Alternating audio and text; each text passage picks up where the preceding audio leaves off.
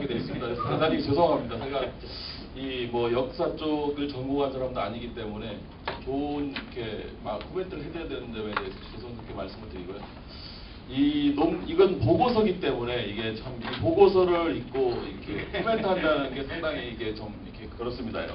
그래서 물론 아마 이제 그 4년 전에 탐사한 내용을 바탕으로 하셔가지고 아마 이제 논문 형식으로 이렇게 아마 하시고 이렇게 준비하시는 걸로 알고 있습니다. 근데 저는 딱 한 가지만 말씀드리겠습니다. 아무래도 저희는 그 경영사학회이기 때문에 이 주제라든가 이쪽에서 그 결론이라든가 이렇게 포커스를 그쪽으로 좀 이렇게 그 접목을 시켜서 어프로치해서 이렇게 좀 발전시키면 어떨까 하는 그런 생각을 가져봤습니다. 제가 하여튼 그 몇 년 전에 중국에 어떤 백두산 여행을 하고 이제 뭐 길림성 쪽에 어떤 그 여행을 하면서 과거 우리 구한말의 역사가 좀 잘 됐으면은 이 땅이 우리나라 땅이었을 텐데 하는 이제 좀 아쉬움 이런 것들이 참 많았는데 제가 이제 이 논문을 읽으면서 또 한편 이제 우리가 보통 이제 잊어버리고 지내는 땅 어떤 연애주를 다시 떠올리게 해주는 좋은 논문이라고 생각을 합니다.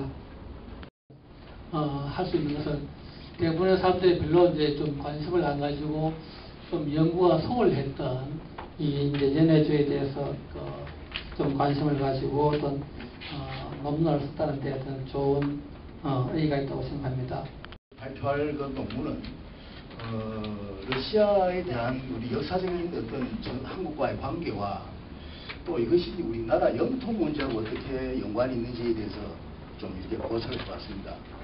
일반적으로 생각하기는 우리가 러시아가 한국하고 무슨 관계가 있겠느냐 이렇게 생각을 하시겠지만 역사적으로도 그렇고 앞으로 미래에 있어서 굉장히 중요한 역할을 아마 러시아가 할 수 있을 거라고 생각이 됩니다.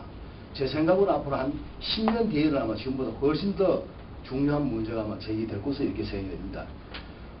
좀 전에 어떤 그 토론자분께서 우리 교수님이 말씀하셨지만은 110년 전에 그 구한말 우리나라의 건대에 있어서 한국은 잘 교수님도 아시겠지만 일본하고 또 중국, 러시아 이 3대 강국에 의해서 둘러싸여 가지고 역사적으로 아주 참 굴곡과 질곡을 겪는 그런 근대 한국의 어떤 시기였습니다. 그때 이 러시아가 굉장히 중요한 역할을 사실 했습니다. 이런 배경이 되는 그 원인은 뭔가 하면은 오늘 우리가 어제하고 며칠 동안 저 시베리아 쪽을 봤습니다만 그 러시아 자체가 국가적인 그 어젠다가 동방 정책과 남하 정책이었습니다.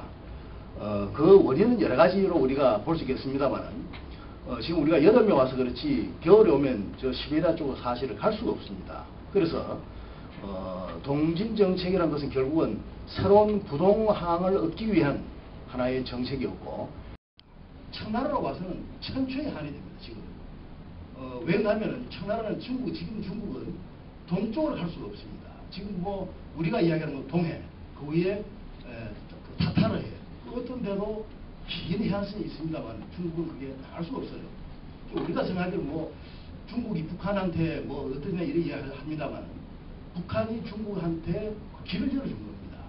물론 그것이 단기간에 어떤 조사된 것이지만은 중국이 이제 동해로 그 북한을 통해서 나갈 수 있게 된 겁니다. 그래서 중국으로 봐서는 아주 천추의 한이 됐는데 또 이것이 우리 한국에도 아주 결정적인 영향을 미치게 됩니다. 우리 회장님한테 제가 하나 건의사항을 말씀드리고 싶으니까요.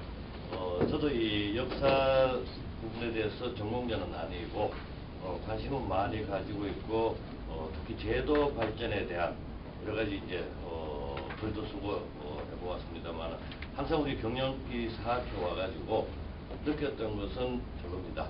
과연 우리가 경영사학에 있어서 역사적인 방법론에 워크숍을 한번 우리 회원들끼리 좀 논의가 있으면 어떻겠느냐 이런 생각에서 회장님 임기 기간 동안이라도 한번 학회 어떤 시간을 내가지고라도 몇 분 교수님한테 부탁을 드려가지고 우리가 좀 공부를 해야 되지 않겠느냐라는 이런 생각에서 하나 건의드리고 싶습니다.